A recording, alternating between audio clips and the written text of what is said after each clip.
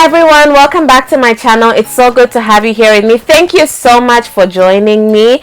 You guys' support has been like really amazing and I can't say thank you enough, but thank you so much. Today we'll be talking about how to stretch protective styles.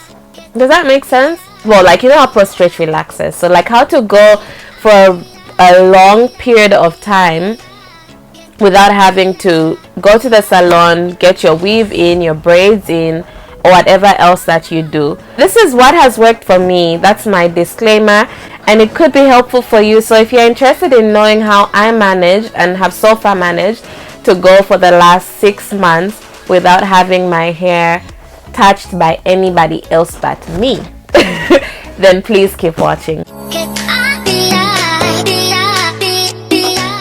The reason why I initially decided to was because I was trying to recover my hairline.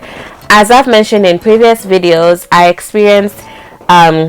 lost my hairline when I did braids, and so I was like, you know what, let me recover. So instead of recovering and jumping straight into getting braids back in, I was like, let me just see how this could work. And so it's been a couple of months. Every week I'm like, you know what, I'll have my hair braided this time, but it still hasn't happened. And now I'm like, perhaps I should just do a year just to see how it could work out. But every now and then I'm like, let me braid my hair, but we'll see. Anyway, that's besides the point. The point is, if you'd like to get your hair going, then please, yeah, let's get right into it. So firstly, I think it would be great to like tell a friend about it, tell someone about it, then for the sake of accountability, so that if you feel like going, you can be like, hey girl, listen, I want to go braid my hair. And she'll be like, nope, you said that you want to keep your hair unbraided for 3 months or whatever.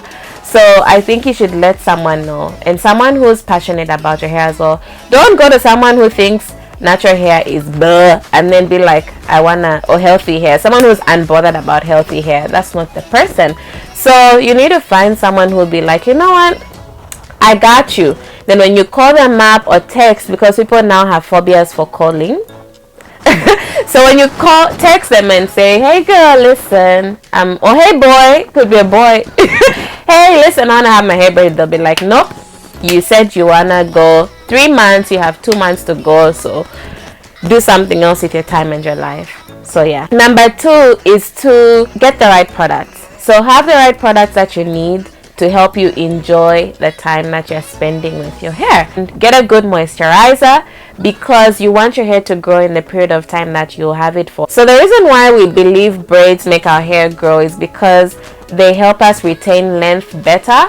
And so if you have your hair and you have a good hair care routine or regimen where you keep moisture in, then you'll be great to go. Which kind of brings me to point number 3. Moisture. So make sure that you're moisturizing your hair diligently, otherwise you'll be so sad, because every time you comb your hair will be on the ground, on the comb, on your clothes, and then you'll be like, you know what, I'm off to braid my hair. So you need to take moisturizing your hair seriously if you're gonna have your hair out. Number 4, combing your hair. Guys, don't comb your hair during this time. If you want to comb it, make sure it's always damp. But for me, you guys, to be honest, I comb my hair once a month, like when I'm washing my hair.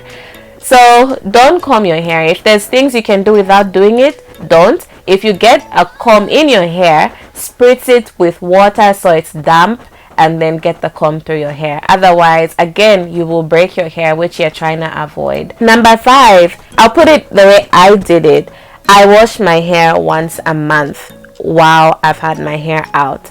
I feel like when I wash it, it goes to a whole new different texture, and I have to kind of get it to a new texture, because when I keep the moisture in, it kind of like gets into this like really soft, nice place.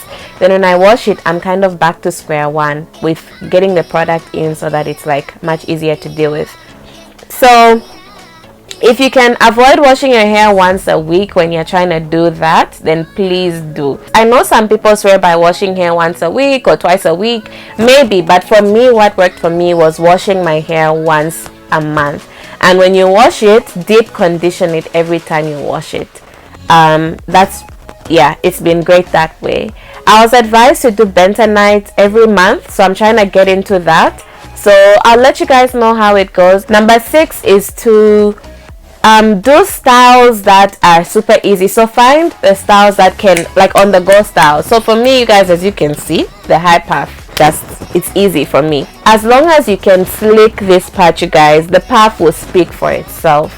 So if you can just make this part look clean, you will be good to go. That I promise you. Find super easy hairstyles that make life easy for you. Number 7 is to take advantage of flat twists with your own hair. Everything I'm saying here with your own hair. Twists, flat twists. Yeah, I think for me those are the things that and cornrows if they look really good, because your hair is still like good to go, but you're not having any extensions, do anything to your hair, and it kind of gives you a time to just take deep breaths. So if I feel overwhelmed and I'm like, you know what, I just need a little time off my hair, I'll be like, you know what, let's do twists. Number 8 would be scalping your hair often. So scalp your hair so that your scalp looks clean. So during this time, you guys, you need to focus on trying to get your hair to grow as well. It's also a time for growth. It's not a time for just chilling. So make sure you're doing everything you can to make sure that your hair is growing. Number 8, 9, I'm not sure. I always lose track. I don't know why I even try. Your ends, you guys, your ends. I can't emphasize enough, because your ends are your oldest hair. Make sure that your ends are like super moist. Like that's the baby of the hair. Like, okay, your hair has 2 babies, your hairline and your ends. So please manage those. Make sure that the ends are always moisturized. And you guys, the spray bottle will be your friend. I don't know, like for me, when I just spray my hair with a spray bottle, it's just, I'm like, oh, it's a whole new thing. Like it's just a whole new ball game. So get yourself a spray bottle. It's only 170 kwacha. It's an amazing investment. Invest in your hair. And once you just spritz that, like you guys, once you spritz the spray bottle, slap on some butter, slap on some oil, you'll be like, oh, perhaps I don't need to rush to the salon. It just makes you feel like you're doing something with your life. Another thing is to keep your edges clean. Like, so every time when you take a bath or when you're washing your face, just run your fingers through your edges to make sure that they're clean. And slick those edges. You guys, slicked edges just give the hair a new look. So make sure that your edges are slick. Invest in a good edge control, as I've been singing for a while now. What else has helped me? Sleeping with a bonnet or a scarf. Please, you guys, that really helps with keeping your hair safe at night. Don't always do Vikuti at night. That's not necessary. I have done a nighttime hair routine. If you can check it out, it'll be in the description box below. Those are my tips if you feel like you'd like to go a little longer with your hair.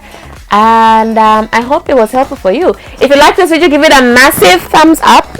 And I will see you in the next video. Have a lovely day. Take care and bye.